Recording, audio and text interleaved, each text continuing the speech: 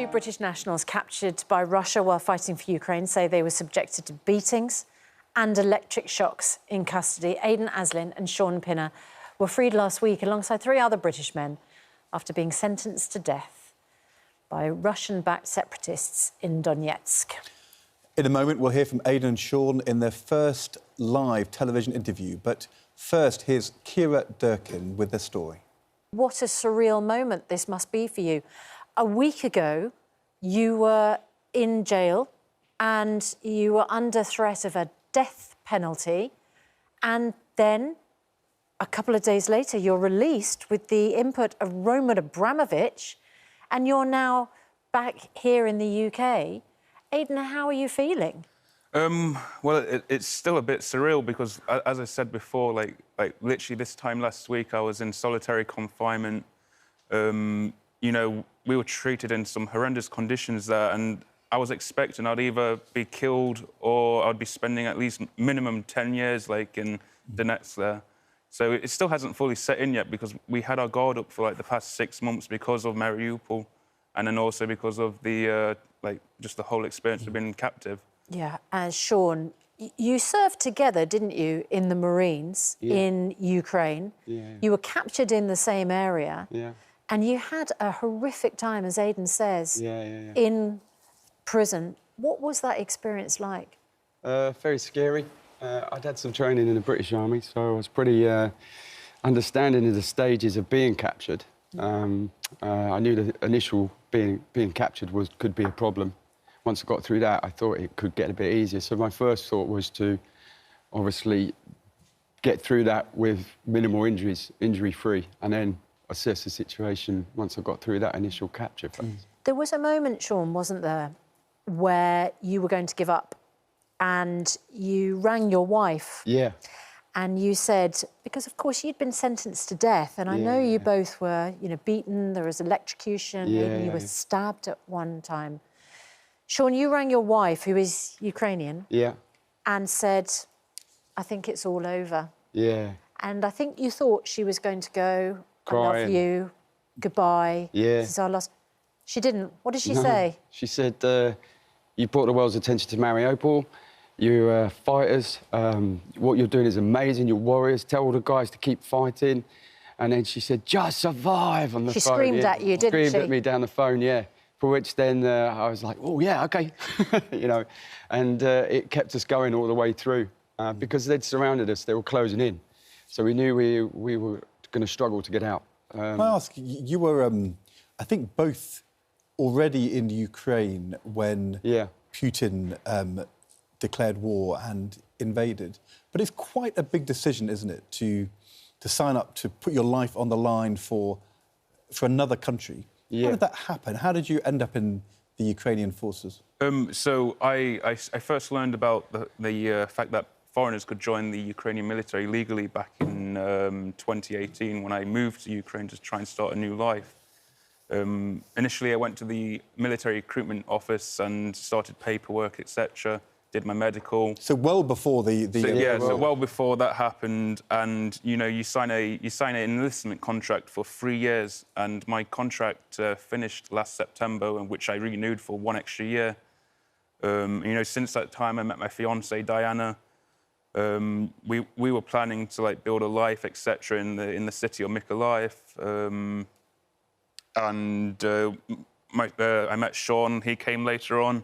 We served in the 1st Marine Battalion of the 36th Brigade, and since then we've gone on to do countless things in the Ukrainian military, like aiming to like try and help them. You know, we did our airborne wings, we did like Marine Beret. Yeah, we're the first Westerners to jump as Ukrainians in a parachute. The Prime Minister Liz Truss, when she was Foreign Secretary back in February, she rather famously said that people from Britain should go and fight in Ukraine, and then she was slapped down by the Defence Secretary, Mr. Ben Wallace. He said it was the wrong thing to say. What was that like when you were out there and hearing that from her? How did you react to that? Well, obviously we got a lot of thanks to give Liz Truss. So, obviously we've seen a lot of footage now when we come back.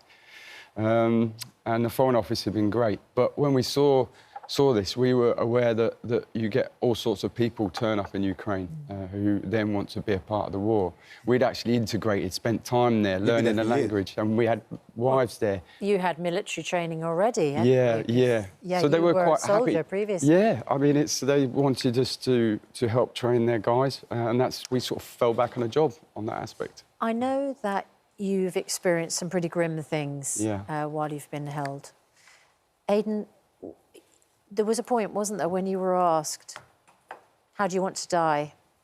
Do you want a quick death or a beautiful death? And I can imagine that the beautiful death would have been a pretty unpleasant experience. Yeah. When I heard him say this, obviously, it was all in Russian, obviously. And because I understand, like, Russian quite a lot,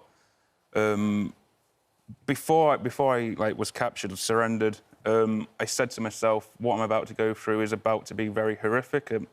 It's going to be very terrifying, and there's a possibility that they might just kill me, like, when I get into the hands of them. But what kept me going through all the psychological torment, all the stabbing and the beatings was the fact that I had told myself, like, no matter what happens, I will see my fiancée again. And I remember while I was being beaten, I don't know how to explain it, but I just remember I have to get through this because I will see Diane.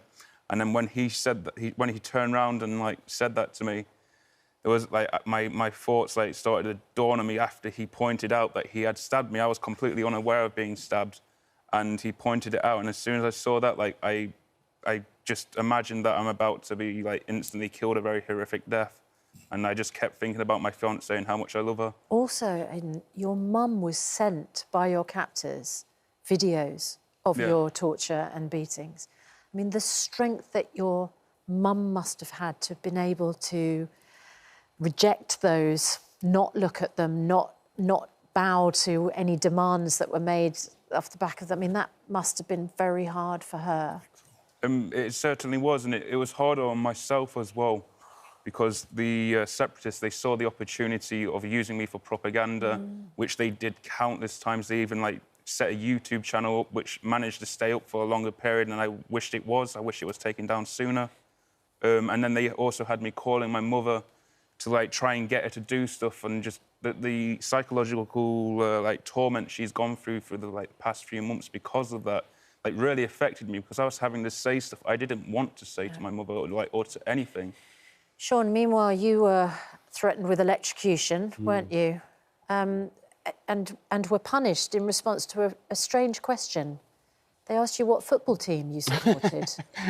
Yeah, we developed over time sort of a comedic rapport with some of the guards, and it's a strange feeling because we were told we were the enemy, but sometimes we would actually have some dialogue with them.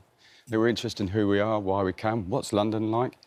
One time I was with the Moroccan, Ibrahim, and we were in the prosecutor's office, and they were just asking randomly what football team you supported. So they had a cattle prod. They kept buzzing it with us.